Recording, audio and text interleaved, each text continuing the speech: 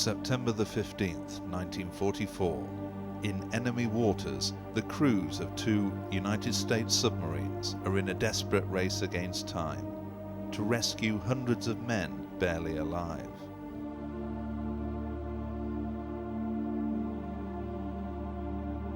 They were in terrible shape. You know, great big men, weighed probably 90 pounds, nothing but skin and bone.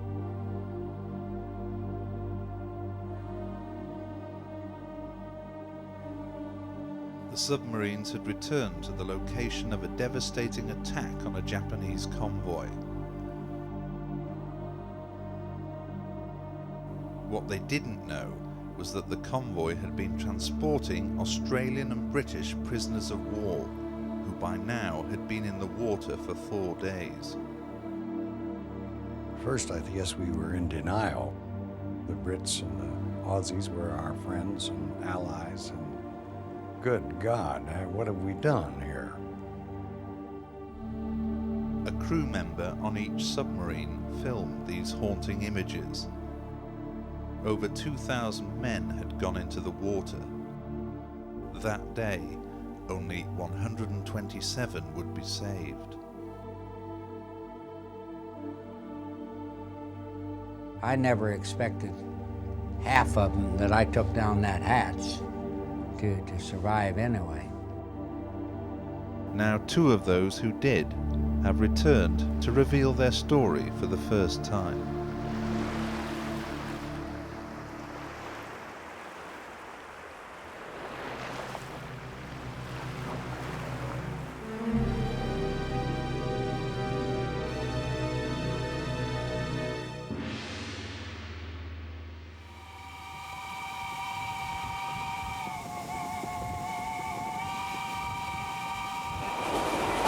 Will Barnett from Blackpool and Ray Wheeler from Melbourne, Australia, have arrived back in Thailand. They're travelling on a railway they helped build while prisoners of the Japanese 50 years ago.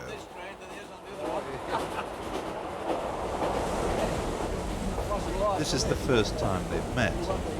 Back then, they were at opposite ends of the line, enduring a brutal, slave-like existence with little food.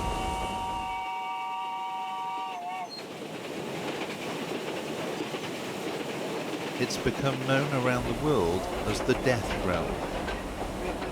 What happened to many of the prisoners of war after the line was completed is a far less widely known story, but one which Ray Wheeler and Wilf Barnett feel should be remembered. They crossed only once the railway's most infamous symbol, the bridge on the River Kwai. These are all sleepers there. Yeah. Look at this one. Yeah, it's had a fair life. Yeah. Narrower. They all want renewing, but they have done quite a bit to it, isn't there, since we came? Wilf Barnett had been serving with the Royal Artillery. Ray Wheeler had been attached to a unit of engineers. In February 1942, they were taken prisoner with the fall of Singapore after the Japanese Army's rapid advance through Malaya. Ray Wheeler was to be sent to the Burma end of the proposed 250-mile railway. Wilf Barnett was destined for Siam, now Thailand. I know what today is. Today's your 78th birthday, isn't it? Cheers. And here's the best of you. Yeah, I bet you never believed you'd be sitting there having a sip of my the old, 21st, of the old grog. we had a snake, a Thai called a snake. He took the skin and he gave it a snake. And it took us 2 days to cook it for my birthday.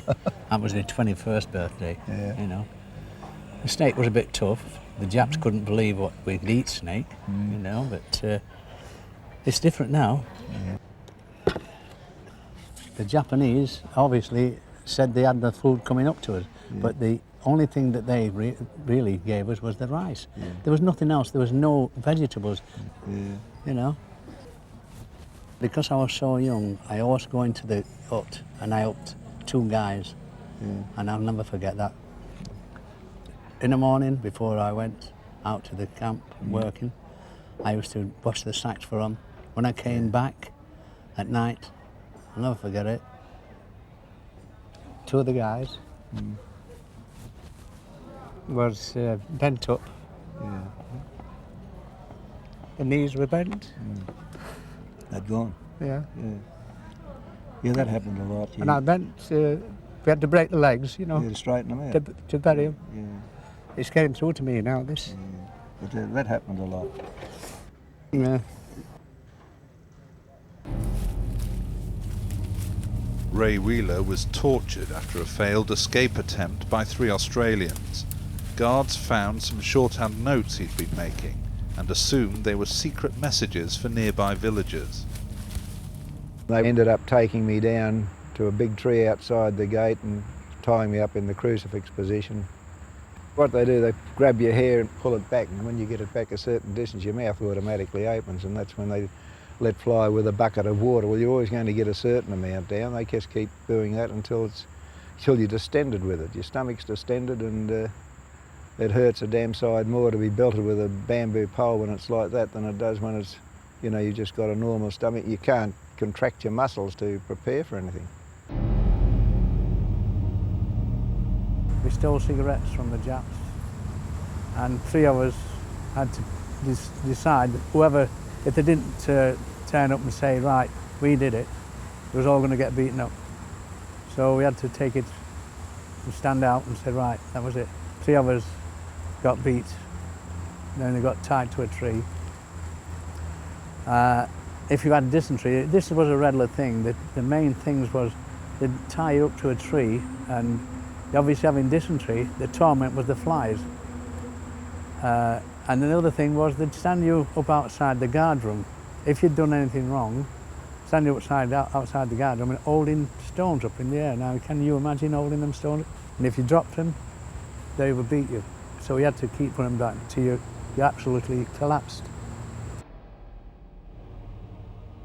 The most common was just a dig in the back or on the shoulders or arm with the butt of a rifle.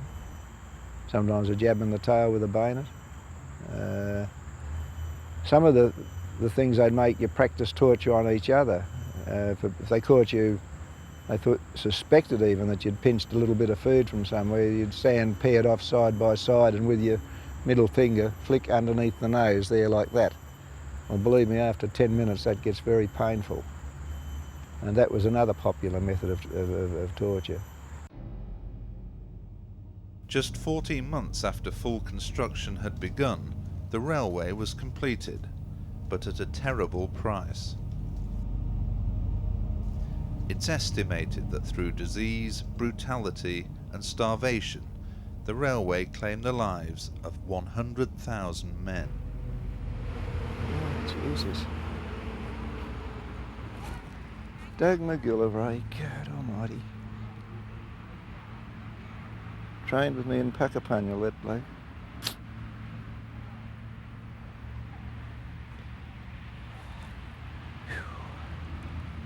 What worries you is you could be one of them yourself, you know. You just I know. someone looked after you. Yeah. So we've got to be grateful. Someone looked after you. A lot of it would be from malaria. Oh, malaria, cholera. Malaria, typhus fever, cholera. Cholera was the big reaper, and dysentery. Yeah. Amoebic dysentery mainly. Malnutrition. Vitamins. Yeah. Well, and a lot of them lost the will to live. It was just, there was nothing. They gave it up, didn't they? Yeah, they had to give it up. They did.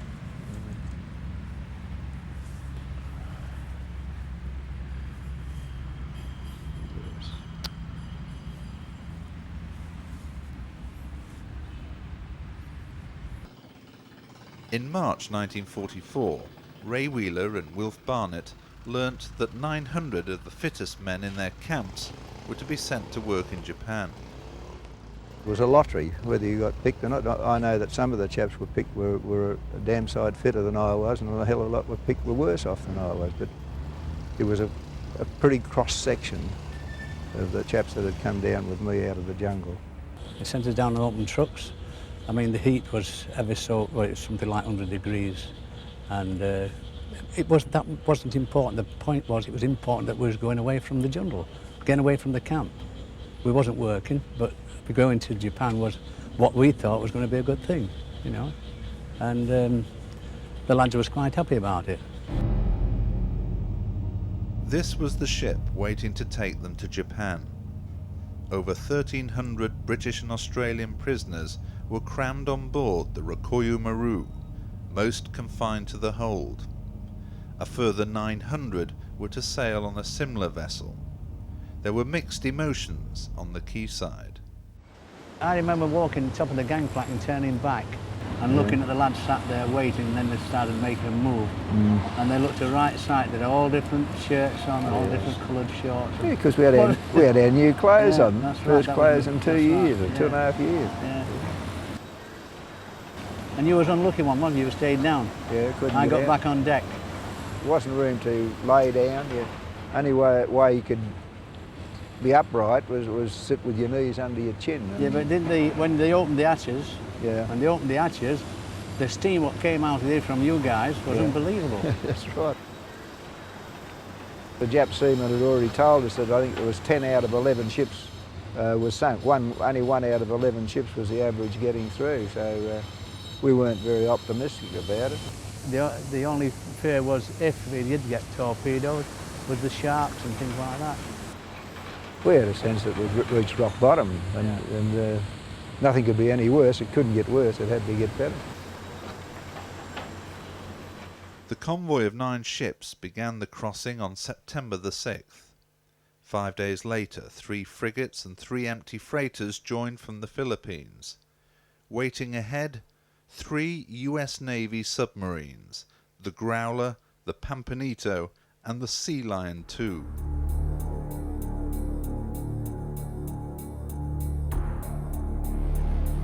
It's a high-risk game, and you ride one of these babies and you'll find out what high risk is. I was electrician's mate and controllerman. And that's in the maneuvering room, the next compartment up, and that's the complete propulsion of the vessel. Submarines are different. You live together and you die together, believe me. We were all very young.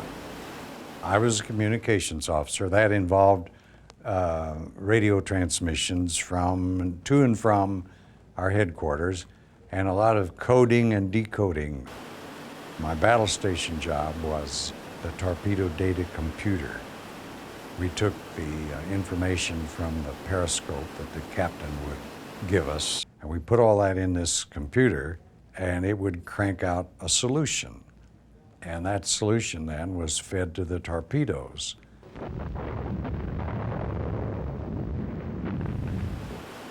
Morale was usually high. We all had faith in one another because on a submarine, it's very close and one man can make a mistake and sink the whole bunch. I enjoyed being a torpedoman.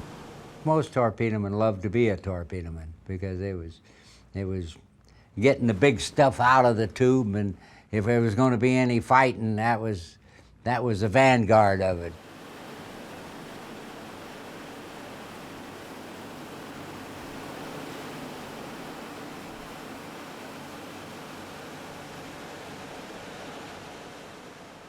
We didn't know how long it would take us to go to Japan. We knew the odds of being sunk were pretty high.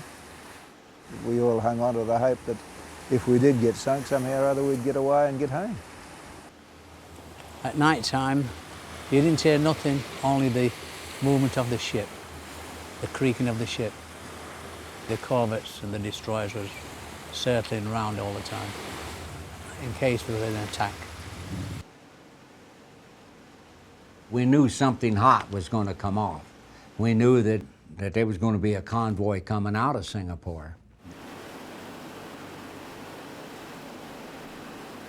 Pull them back, throw them up. This is the speed of the whole thing. They all light up real nice when you're underway. I lost a cousin at Pearl Harbor. I was mad at the Japanese, furious, and I couldn't wait to get at them. And that attitude was typical. You could hear the whole show going on that they would be calling back, well, the range has changed, the range has not changed, The range is 2,000, get the angle on the bow. Our radar scope showed several ships, and we just went in and shot the first ones we came to. When the torpedoes go off in the spread, then you start counting. Everything is silent in the room. You can almost feel the pulse of the other torpedo men that are in the back of the room. Somebody shouted torpedoes, and we looked over the side and the wake of the two torpedoes coming towards us, and we thought, well, that's it, we've had it. It wasn't a bang, it was a boom, you know, and that's about the way it was sound, boom, and you feel the shock waves of it. Japs were yelling, our chaps were yelling, and it was obvious there was another one coming, and then that hit. The Pampanito was next to strike. We fired 6 fish forward, and one hung up in the tubes, which we call a hot run, and is very dangerous because it can blow up at any time. Then we made it turn around, and we dropped these 4. We got 7 out of 9 hits. And we left on the surface doing the whole goddamn sky lit up. They were throwing everything, the Japs were. The attacks had devastated the convoy. Both ships carrying Allied prisoners were sinking. The Japanese would rescue over 600 of the POWs. However, more than 1,500 men were unaccounted for, most from the Rikuyu Maru.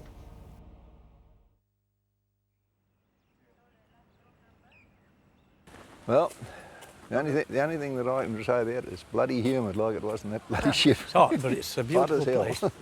Beautiful place, isn't it? Yeah. Wilf and Ray have travelled to Tiamen, an island they sailed past half a century ago. They've come here to relive the most harrowing part of their battle for survival. Events that would be too painful to recall for many years.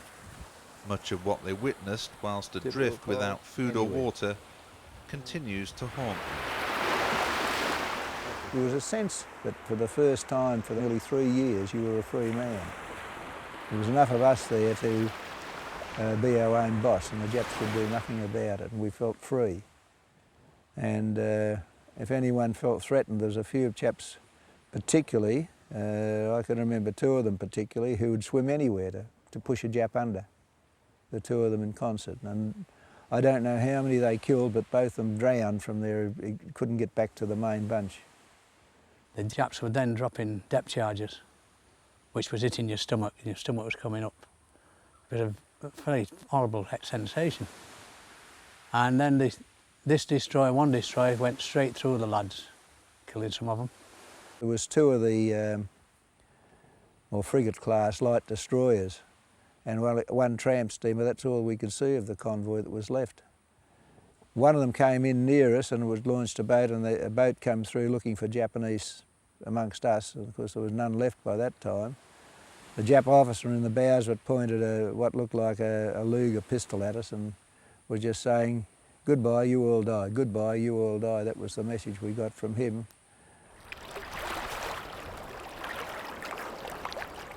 Everyone had a life jacket. Everyone that wanted one could get a life jacket. And they were the old K-pop type life jackets, which were good for about 48 hours before they lost their buoyancy. So it didn't really matter if they couldn't swim. We got sort of merged into big groups. I think the group we were with was mainly Australians, or there were quite a few English amongst them. And we tied everything that would float together. Carley floats, hatch covers, even oil drums, anything that would float and be buoyant. We found boards like a tabletop, and we put one on top of the other, and then we put the sick on there. We were just floating around, holding on to the raft. In fact, some of the fit men were trying to get on. We pushed them off and kept putting the sick on. Temptation to drink the sea was unbearable. It had to happen, eventually it happened, because these guys were so desperate for water, they decided we'd try to stop them. But as soon as they started drinking that salt water, that was it. They had to go, they were going to die.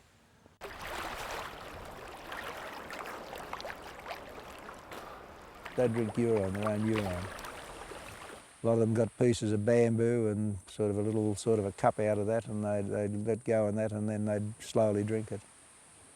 And even though you told them that that was fatal, you know, they weren't going to survive doing that, they weren't interested. When the 6 of us got together, we talked it over, you know, what we should do to try and get some liquid. And from what we'd read and what we learned, our consensus of opinion was that in books that it said about half a teaspoon of water every couple of hours wouldn't affect you. That's what the body could handle. In essence, that's what we did. Survival's a fantastic thing. You will do anything to survive, and we did everything. There was never any fear. I think it's because we was in the state we was in. We wasn't scared of nothing. We saw sharks once, I think about the second day, and there was one Japanese seaman we could only construe. He was off one of the oil tankers laying on a bit of wood, or tied onto a bit of wood, badly burnt. He was quite a ways from us. He was well enough to recognise who he was. And we'd seen a few fins of sharks come in near us and just slapped the water, and they disappeared. But next thing, there was a flurry in the water over there and a bit of blood. The bit of wood had turned over and he was gone. As the situation became desperate and men went mad through thirst, some of the survivors in Wilf Barnett's group decided to kill a Japanese sailor they'd taken prisoner.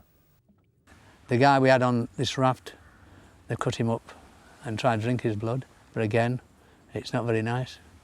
But it wets your lips.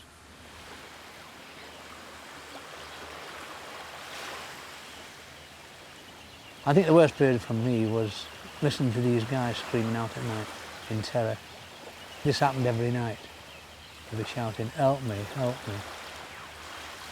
That's my worst nightmare.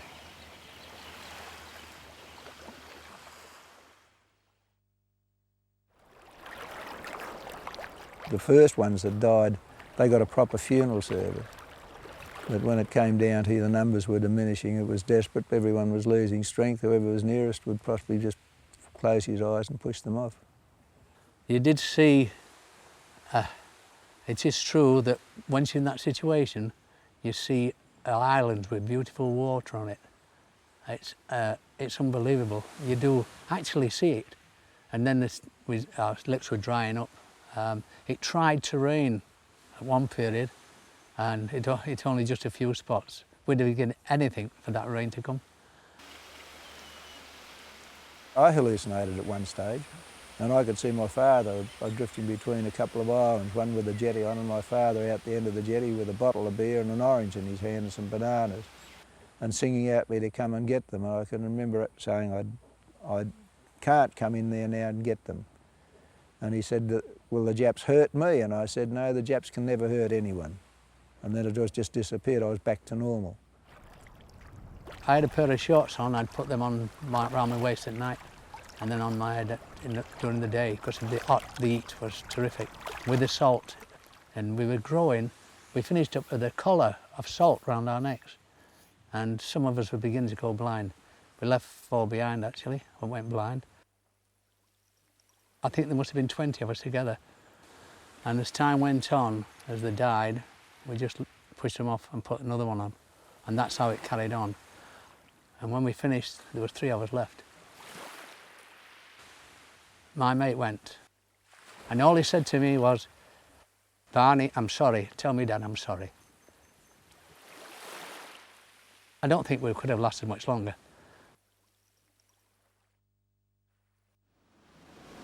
On September the 15th, the Pampanito returned to the area to survey wreckage. What happened next was filmed by electrician's mate Paul Pappas, who died in 1996, and by Joe Bates aboard Sea Lion, which raced to the scene. I was the ship's photographer, and this was an unusual event. None of us had ever participated in anything like this, so I thought it was worth photography, and I just began shooting.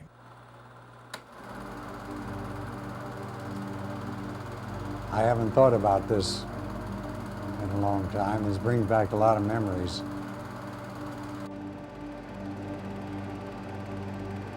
They were a mess. I've never seen human beings who looked so woeful as they did.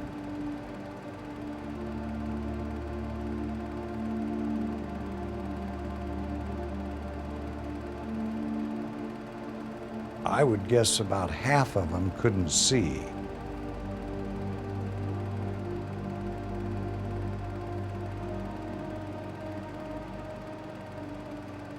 We would just pull them up from the bow planes, but if they couldn't get to them, well, one or the other of us would swim out and bring them in.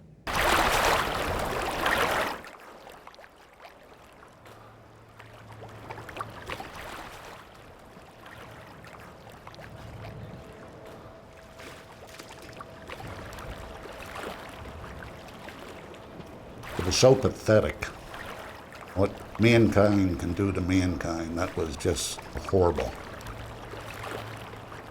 These poor guys, my heart just went out to them, all covered with oil. And yet, their dauber was up, and you know, you sink us one day and you come back and pick us up, you bloody bloke. So somebody shot that.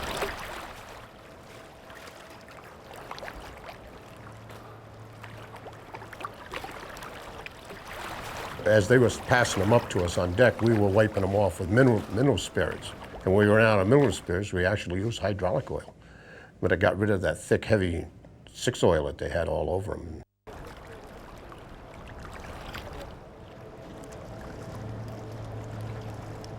My job at that time was lowering them down the hatch to the next guy. Some of them, their flesh would actually start peeling off. I never expected half of them that I took down that hatch to survive anyway. After conducting a thorough search and rescuing everyone in sight, the USS Pampanito headed at full speed for the captured island of Saipan. On board the now cramped submarine were 73 of the survivors. However, the crew of the Sea Lion, which had been searching an area 10 miles to the northeast, were still busy hauling men aboard, including Wilf Barnett. I tried to swim to the sub, and they shouted, "No, get back on the raft." And it was unbelievable, the sensation to know that we were going to be saved. Because by then our tongues, we couldn't talk. We were trying to shout to these guys, we were waving, doing everything we could. And to think that, all right, in Japanese, if they'd have picked it up, it wouldn't have made any difference. We'd have been happy. We were lying dead in the water, and that's a terrible thing for a submarine to do, because you're just totally vulnerable, either to an aircraft or to another submarine. The skipper, he had a terrible decision to make. He just said, that's all. I can still hear one guy yelling at us, over here, over here, over here, wanting us to come over there and pick him up. He could see, apparently, that there was a rescue underway, and of course he wanted to be rescued, and we didn't. We left the poor guy, and I'm sure he died. I tell you, it hurt me very much. I never really knew why we left, you know? I never knew why the decision was made to leave.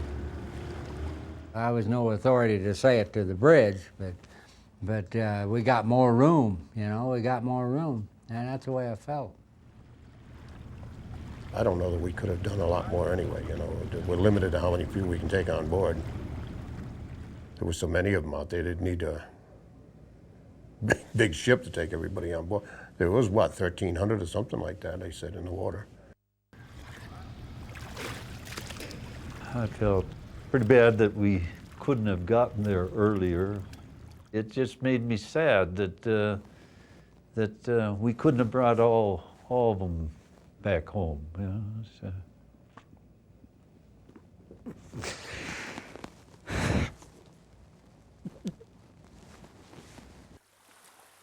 Ray Wheeler, was one of those left behind. We were against the skyline and we could see them quite clearly. Bill Smith, a big tall man, he'd secured an oar and he tied his shirt to it, and he was sitting on the Carly float waving that oar and singing out, over here, and we were saying, they'll never hear you, and it was obvious they couldn't hear us. And when they motored off, you heard the motors start, and they went off and just disappeared. He said, he threw the oar in the water and he said, if there's a God in heaven, he didn't hear my prayers.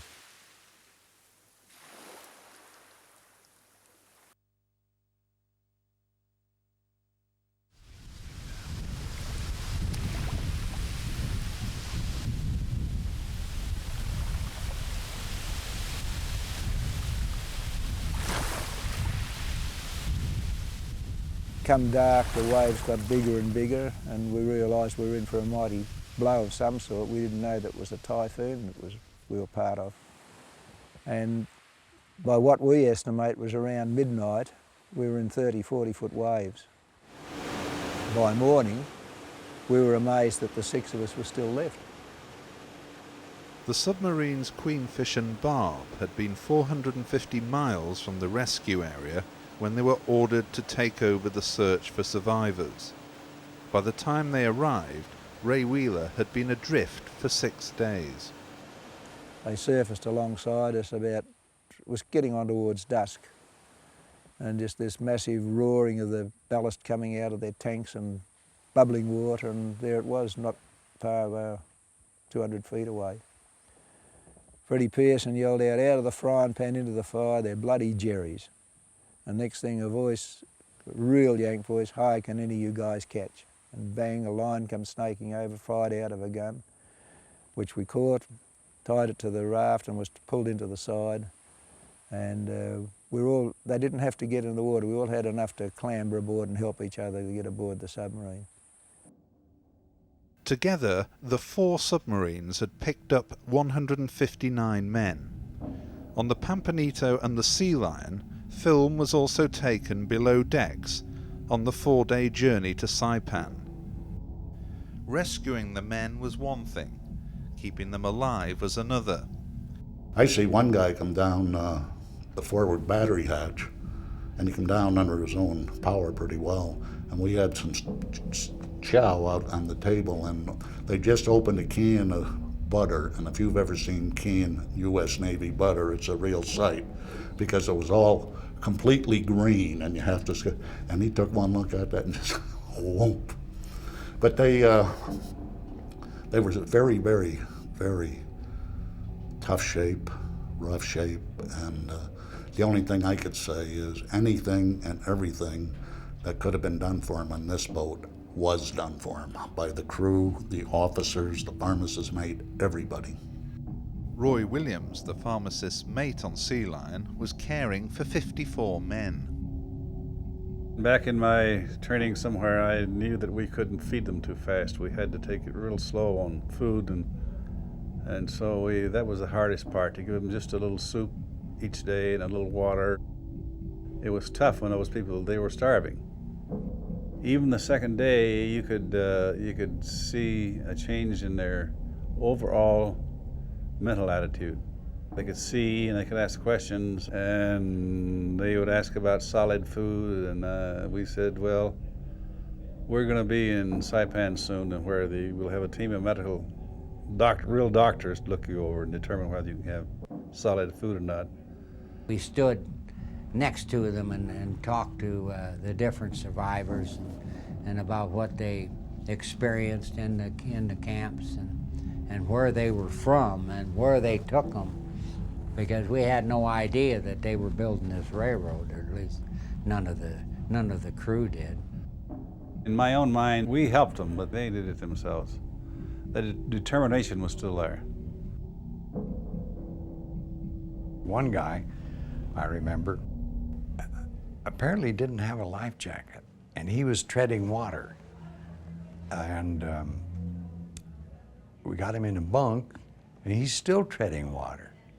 And he wouldn't stop, and Doc worked with him and tried to talk to him and get him to understand that he didn't have to tread water anymore. And The poor guy, he finally apparently heard Doc, and he stopped treading water, and he died almost at that moment. He was the first one that we buried at sea. The 4 we lost on the way in were just too far gone. And the last fellow that I worked on, I did try to save him with blood plasma, but his veins had deteriorated to the point they wouldn't hold a needle. We sewed him up in a mattress cover and put a 4-inch shell in there so they would definitely go to the bottom. And the captain read the Burial at Sea service from the Bible, and we slipped him off the side. When we got close to Saipan, somebody there decided to send a doctor out in a destroyer, and they transferred this doctor aboard. Unfortunately, he wasn't much help, as the guy was drunk when he came aboard, I think, and he walked through and looked at these fellas and patted them and turned it back to Doc Williams. That was an unworthy moment. I felt ashamed that the Navy would send out such a man.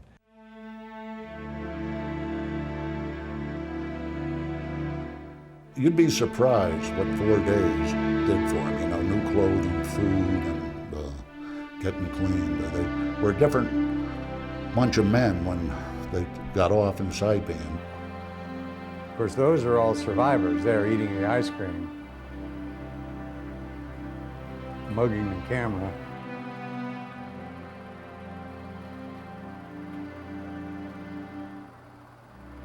We'd done what we could, and now it was up to the people at the hospital to get them all back on their feet. There they go.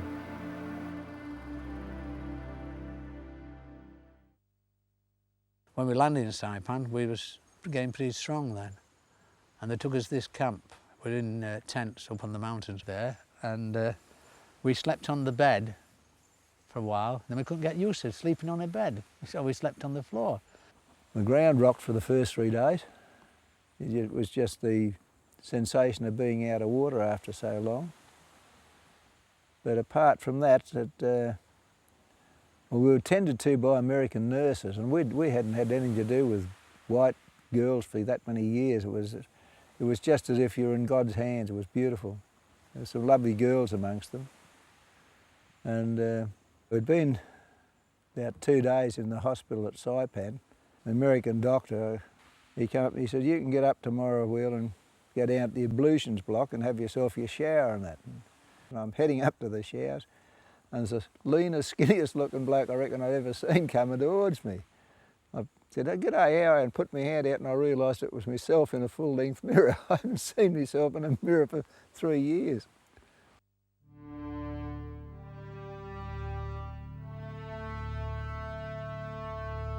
The survivors were to sail home, the British via Pearl Harbor and the United States.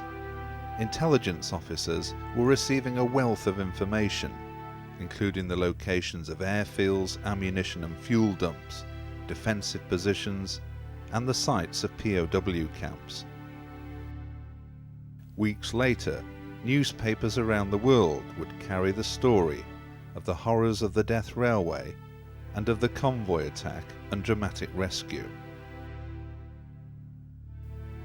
Admiral Chester Nimitz, the Commander-in-Chief of the Pacific Fleet, wanted to personally greet the survivors. He gave us a lovely speech and shook hands with it all and said, "Brilliant, wonderful." And he said, "We'll get these bastards, these Japs. Don't worry, we'll beat them." Admiral Nimitz had insisted that if the US Navy had known prisoners were being transported, the convoy would not have been attacked. However, this was neither the first nor would it be the last such incident The Japanese frequently flouted international agreements by failing to mark their ships with a red cross, but this may not have affected the outcome. We knew nothing about what was on these ships. They were just black blobs to us. And had we known, I doubt that it would have changed the outcome of it, because we had to do what we had to do. You don't know who's on board that.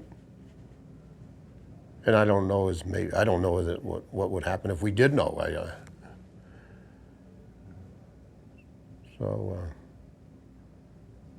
It's just one of those, one of those things. It's all part of the war, I guess I thought, well, it was a task force. I mean, it was a convoy, and our orders were to sink ships in the convoy. And we, of course, had no idea that we were doing anything other than sinking enemy ships. As the war was ending, the Japanese destroyed documents relating to the movements of prisoners. It's thought that as many as 21,000 men may have been killed in friendly fire, air and sea attacks. I've made a couple of trips to Australia and England to see the survivors that we picked up. It makes me feel good that they're still alive and enjoying life. They told us right then we did the right thing, because we asked them. I said, would you do it again if, would you? No, they said, sink them bastards. So were the words they used. A friend of Joe Bates arranged a meeting for him with some of the Australian survivors. I walked over to his office. A guy named Vic, he's in the elevator and I'm in the elevator, and I suspected that he was one of the survivors. Oh, he was. I was very nervous, but by the time Vic and I got to the top floor, we had our arms around one another, and we were laughing.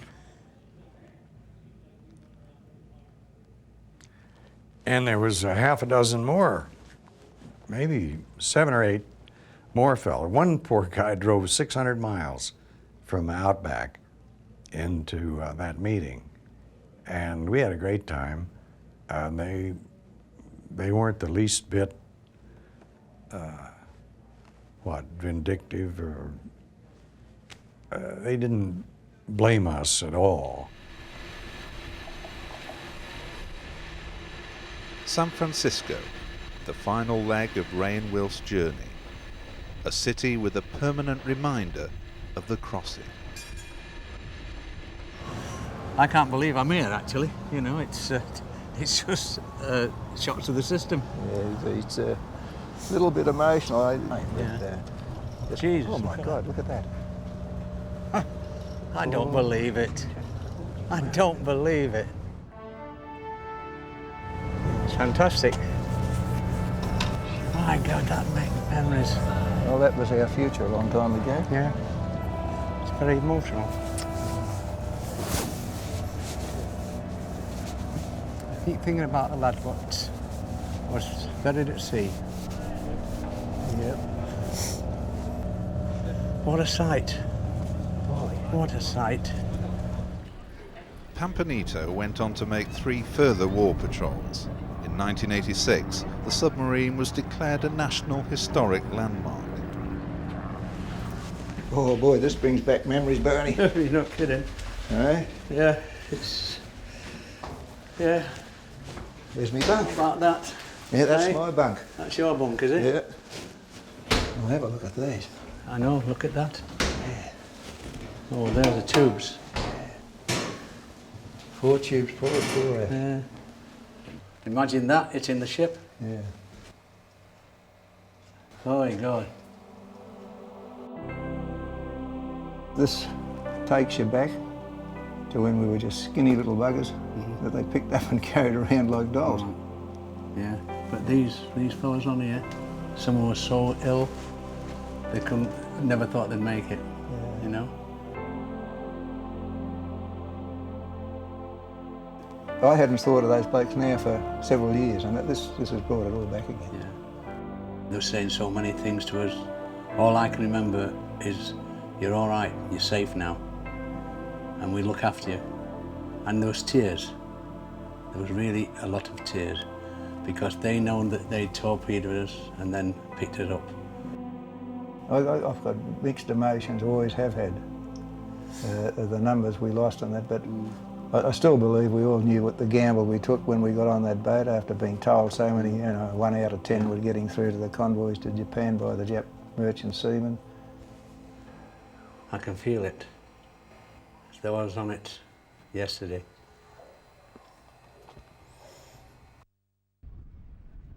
The rescue, 600 miles inside enemy waters, had been unprecedented.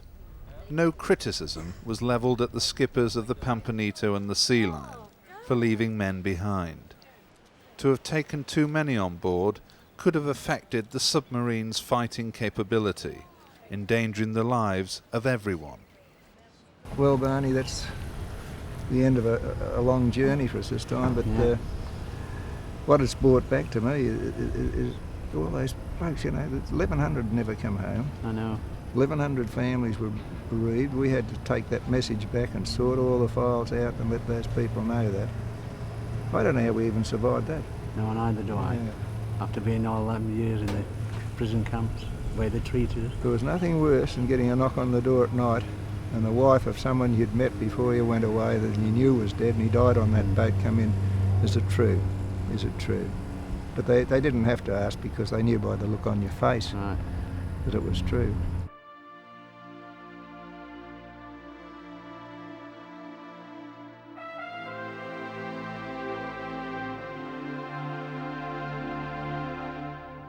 The convoy attack claimed the lives of 1,400 prisoners.